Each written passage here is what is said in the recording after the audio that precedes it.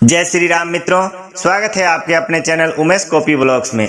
तो मित्रों, आज कथा लेकर के आया हूँ। रामायण की यह कथा अयोध्या कांड की है और यह कथा में भगवान श्री रामचंद्र जी, लक्ष्मण जी और सीता सहित 14 वर्ष के लिए वनवास के लिए निकल गए हैं और प्रयागराज पार करके नगर में पहुंच गए हैं। और नगर के स्त्री पुरुष कैसे उनकी सुंदरता का वर्णन करते हैं, आइए सुनते हैं यह कथा दोहा चौपाई के साथ।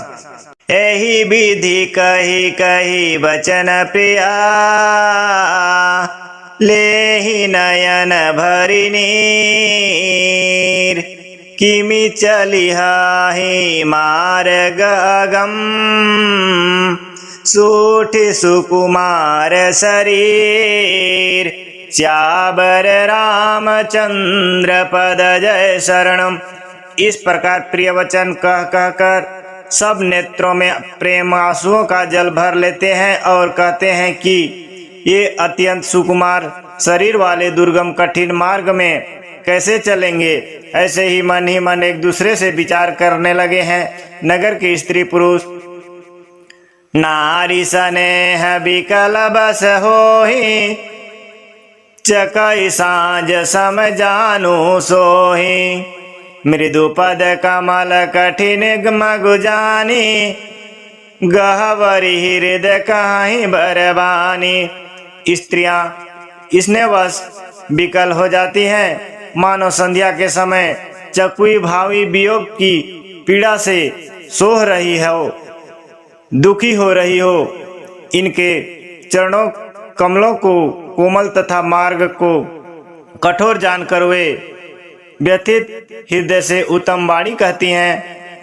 परसत मृदुल चरण अरुणारे, सकुचित माहि जिमि हृदय हमारे।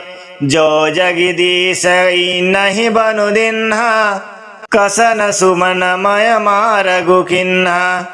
इनके कोमल और लाल लाल चरणों को छूते ही पृथ्वी ही सकुचा जाती है, जैसे हमारे हृदय सकुचा रहे हैं।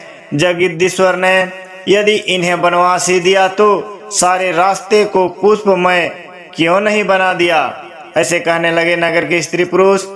जो मांगा पाई विधि पाई, ए रखिया ही सखी आयहि माही। जय नर नारी न अवसर आए, तिन सिया राम न देख न पाए। यदि ब्रह्मा से मांगे मिले तो हे सखी, हम तो उनसे मांगकर इन्हें अपनी आंखों में ही रखें। जो स्त्री पुरुष इस अवसर पर नहीं आए, वे श्री राम जी सीता जी को नहीं देख सके। सुनि स्वरूप बुझाहि अकुलाए, अब लगी गए कहाँ लगी भाई। समरथ दाई बिलो कहीं जाए, प्रमुदित फिर ही जन्म फल पाए। उनके सौंदर्य को सुनकर वे व्याकुल होकर पूछते हैं कि भाई अब तक वे कहाँ तक गए होंगे। और जो समर्थ हैं वो दौड़ते हुए जाकर उनके दर्शन कर लेते हैं और जन्म का परम फल पाकर विशेष आनंदित होकर लौट आते हैं। तो मित्रों, इसी बीच एक दोहा आया है। तब तक के लिए वीडियो को लाइक कर दीजिए। चैनल में पहली बार आए हैं तो सब्सक्राइब कर लीजिए। अबला बालक वृद्ध जना, करमी जहीं पछताहि। होहि प्रेम बस लोग इमी, राम जहाँ जहाँ जाहि।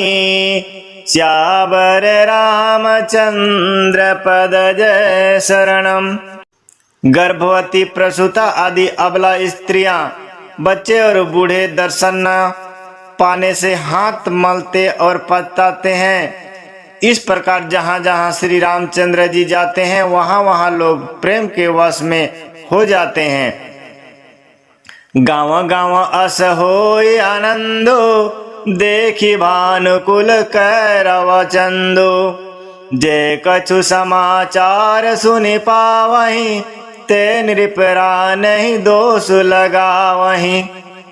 सूर्य को रूपी कुमुदुनी को प्रफुल्लित करने वाले चंद्रमा स्वरूप श्री रामचंद्र जी के दर्शन कर गांव गांव में ऐसा ही आनंद हो रहा है। जो लोग वनवास दिए जाने का कुछ भी समाचार सुन पाते हैं वे राजा रानी दशरथ के कई को दोष लगाते हैं। कहीं एक अति भल नर नाहु, दिन माही जो लोचन लाहू।